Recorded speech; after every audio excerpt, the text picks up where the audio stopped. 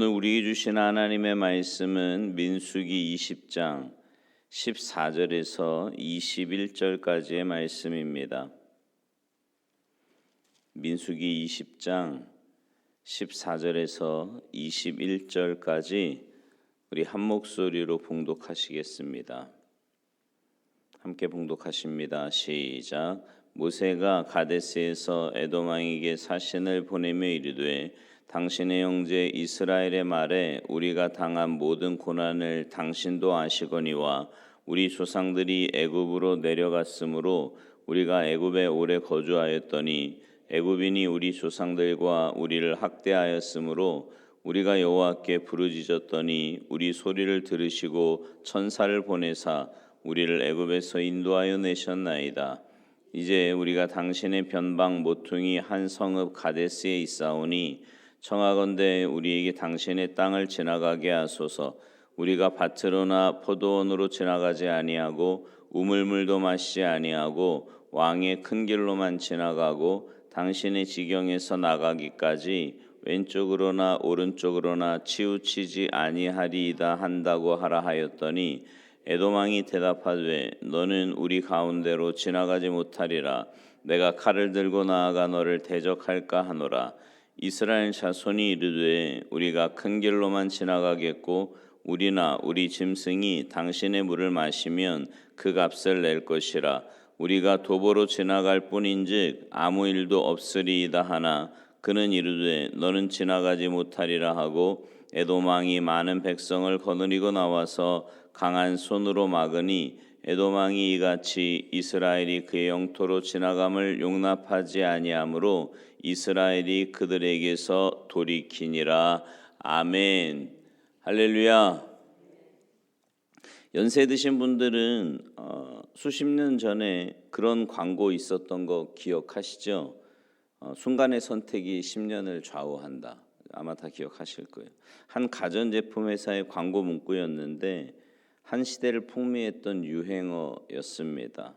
그 이후에 순간의 선택이 평생을 좌우한다라는 표현으로 응용이 되어서 선택의 중요성을 강조하는 그런 용도로 확대되어서 사용이 되었습니다. 사람의 인생도요, 어떤 조직의 운명도 순간의 선택이 아주 긴 세월 동안 영향을 끼치는 경우가 왕왕 있지요. 오늘 본문은요, 두 민족이 서로 대면했던 짤막한 이야기를 다루고 있는데 이스라엘과 에돔 이야기입니다. 에돔은 순간의 선택으로 이후에 뼈아픈 후회를 낳는 결과를 맞이하게 됩니다. 반면에 이스라엘 입장에서는요, 뜻대로 되지 않아서 돌아가는 길을 선택해야 하는 상황도 지나고 보면 하나님의 섭리였고 인도하심이었음을 깨닫게 해주는 하나의 중요한 사례가 되었습니다. 두 민족이 대치한 이 사건을 통해서 오늘 우리에게 적용해 볼 수 있는 점들을 함께 묵상해 보고자 하는데요. 모세와 아론은 무리바에서 큰 실수를 하고 말았지요. 그 순간만큼은 신앙인의 불신앙을 보여주는 사건이었습니다. 그들은 하나님의 말씀을 온전히 순종하지 못했어요. 그래서 하나님께서는 모세와 아론에게 나를 믿지 않고 이스라엘 목전에서 거룩함을 나타내지 아니하였다 이렇게 말씀합니다. 그래서 그곳 이름을 무리바, 다툼이다 이렇게 지어주셨죠. 이 사건 이후에 이스라엘은 다시 약속의 땅을 향해서 진군을 합니다. 이제 그들이 마주했던 곳이 에돔 왕국이었어요. 여러분, 에돔이 누구예요? 이삭의 그 아들 에서의 후손들이 거주하는 그런 지역이었단 말입니다. 사해 남동쪽에 위치한 산악지대였는데 이스라엘은 에돔 지역을 통과하여서 가나안 동편으로 행군하려고 했습니다. 모세가요, 이 요단 동편의 길이 가나안으로 가는 가장 빠르고 적합한 길이라고 판단을 했을 겁니다.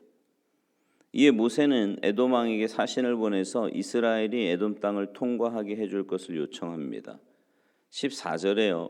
에돔 왕을 향해서 당신의 형제 이스라엘 이렇게 표현한 것은 그들의 조상 때부터 물론 갈등도 있었지만 그것보다는 본래 한 핏줄 친족 관계였다라는 것을 강조하기 위한 그런 표현이고 그런 노력이었음을 보여줍니다. 또 이스라엘이 애굽에서 고통스러운 시간을 보냈다는 것과 하나님께서 이스라엘의 기도를 들으시고 그들을 건져주셨다라는 것을 고백하고 있습니다. 출애굽 사건의 역사는 하나님의 주권적이고 기적적인 역사였다라는 것을 지금 고백하고 있는 거예요. 그렇게 하나님의 주권적인 역사로 애굽을 탈출한 이스라엘이 현재 가데스 곧 에돔 영토 변방에 있는 성읍에 머물고 있음을 밝히고 있습니다. 에돔과는 상관없는 곳에 위치하고 있기에 전혀 경계할 상황이 아니다라는 것을 지금 계속 강조하고 있는 거지요. 아울러 그곳을 지나갈 때 어떻게 하겠다라고 하는 다짐과 계획도 솔직하게 언급을 합니다. 17절을 보시겠어요? 청하건대 우리에게 당신의 땅을 지나가게 하소서. 우리가 밭으로나 포도원으로 지나가지 아니하고 우물물도 마시지 아니하고 왕의 큰 길로만 지나가고 당신의 지경에서 나가기까지 왼쪽으로나 오른쪽으로나 치우치지 아니하리이다. 모세는 좀 더 간곡하게 에돔 땅을 지나게 해달라고 요청하고 있는데, 여러분 당시에요, 이 팔레스타인에는 세 개의 중요한 국제 도로가 있었다고 합니다. 오늘 본문에 나오는 이 왕의 큰 길, 왕의 대로라고도 하는데, 이거는 이제 남쪽으로는 아카바만에 있는 에시온 게벨에서부터 북쪽에는 다메섹에 이르는 길이었습니다. 그래서 남쪽 부분은 에돔이 관리를 했고요.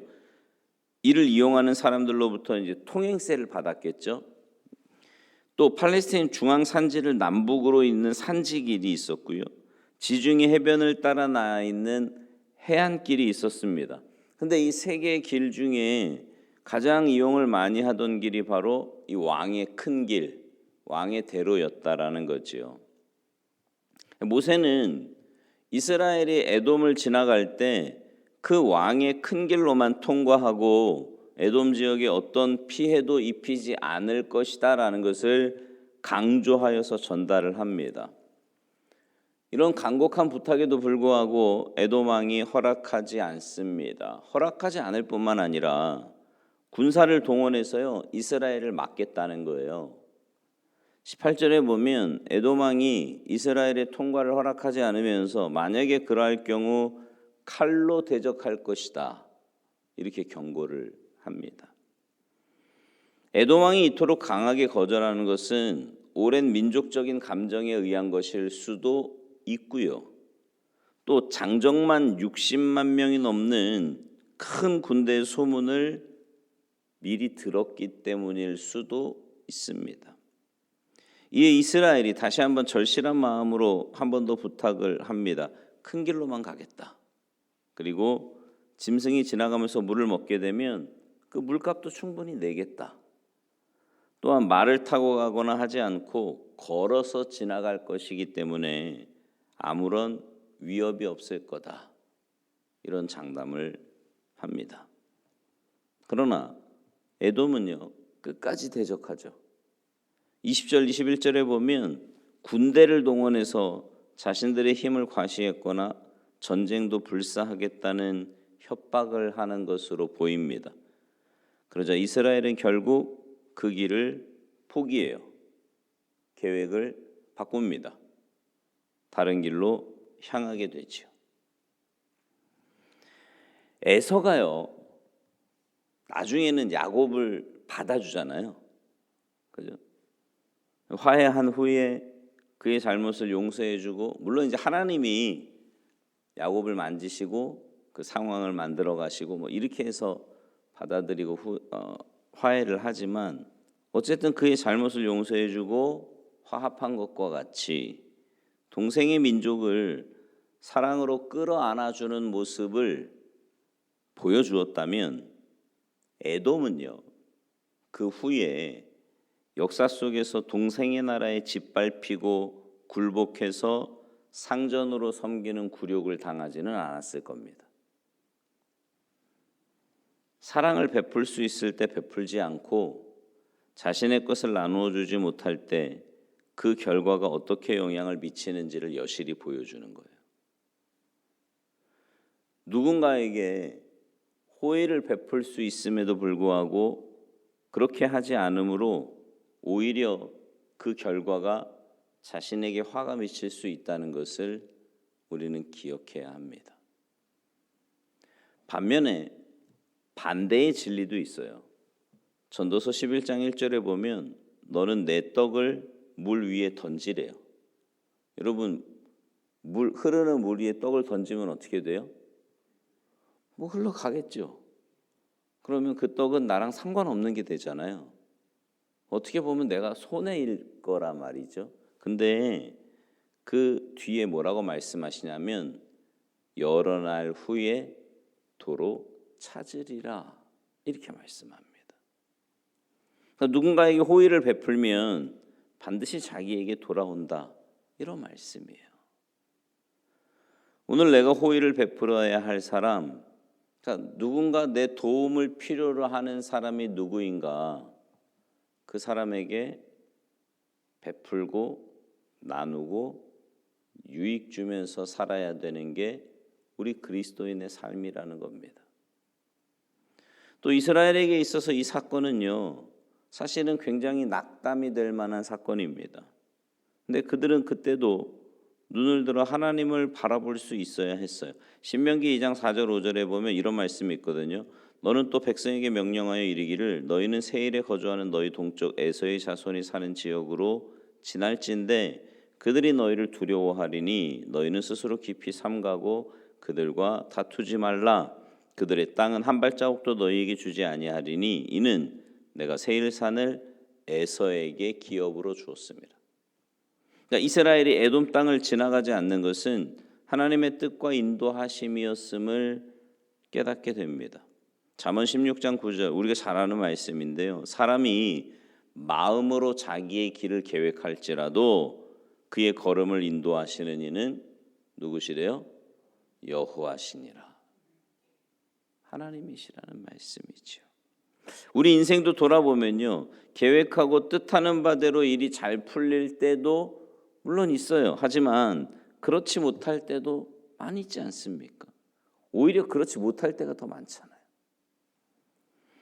그토록 사랑하며 죽고 못 사는 사람과 결혼하지 못하고 헤어지는 경우도 있고요. 누군가와 잘 지내고 싶지만 뜻대로 되지 않아 관계가 틀어지고 소원해지거나 멀어지는 경우도 있습니다. 원하던 직장에 들어가기 위해 수고하고 노력했지만 고배를 마시는 경우도 있고요. 믿고 투자했던 사업이 잘 되지 않을 때도 있습니다. 그러나 믿음의 사람들에게 이런 실패와 돌아가는 듯한 인생의 경험을 지나고 보면 모든 것이 하나님의 섭리였고 인도하심이었음을 깨닫고 고백하게 됩니다. 지금 혹시 인생의 고난 속에서 하나님이 왜 나를 이렇게 돌아가게 하시는가 라는 실망 섞인 표현으로 기도하고 있는 분이 있으십니까? 왜 내 인생은 이렇게 꼬이고 일이 잘 안 풀리느냐며 낙심하고 있는 분이 계신가요? 하나님은 모든 것을 아시고 우리에게 가장 좋은 것 주기를 원하십니다. 가장 선한 길로 인도해 주시는 분이 우리 아버지 하나님이십니다. 그러니까 지금의 이 시기를 지나면 하나님께서 친히 섭리 가운데 인도해 주셨다고 고백하는 날이 올 거예요. 그러고 사셨잖아요. 그죠? 지금까지도 지나고 보니까 맞습니다. 하나님 은혜였어요. 그때 그래서 그러셨군요. 이렇게 고백하는 날이 올 거다 말입니다. 그리고 눈을 들어 감사의 찬양을 올려드리게 될 겁니다. 지금 비록 고통의 때를 지난다고 할지라도 가난한 심령으로 하나님 앞에 더 가까이 나아간다면 그것은 저주와 실패가 아니라 하나님의 은혜요 복이라고 하는 것을 깨닫게 될 겁니다. 여러분, 하나님은 실수하지 않으십니다.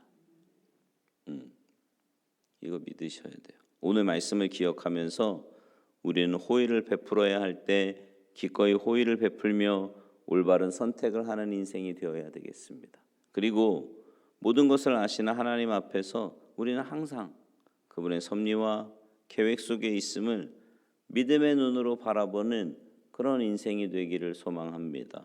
오늘 하루도요, 눈을 들어서 우리의 삶을 가장 선하신 길로 인도하시는 그 하나님을 바라보며 믿음으로, 가난한 심령으로 더욱 주님을 의지하며 주님과 동행하는 한 날이 되시기를 주님의 이름으로 축원합니다. 기도하시겠습니다.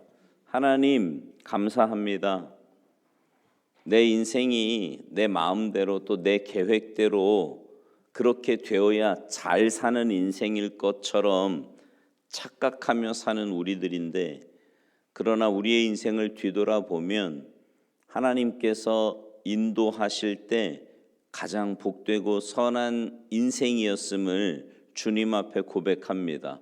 앞으로의 인생도 하나님의 인도하심과 계획 속에 무엇보다 하나님의 뜻대로 순종하며 살아갈 때 가장 복되고 아름다운 인생을 살게 될 것을 믿고 믿음으로 반응하며 주님 말씀에 온전히 순종하여서 이 땅에서부터 하나님의 인도하심과 역사하심 속에 천국의 맛을 보며 살아가는 복된 삶이 되도록 은혜 내리어 주시옵소서. 어떤 상황에서도 낙심하거나 절망하지 않게 하시고 오히려 우리가 베풀어야 할 것, 남에게 유익 주며 살아야 할 것들에 대해서는 더 많이 베풀고 섬기며 살아가는 우리가 되게 하셔서 그런 삶 가운데 채우시고 역사하시는 하나님의 은혜를 날마다 체험하며 살아가는 우리 모두의 삶이 되도록 주님 도와주시옵소서. 감사드리며 예수님의 이름으로 축복하며 기도하옵나이다. 아멘.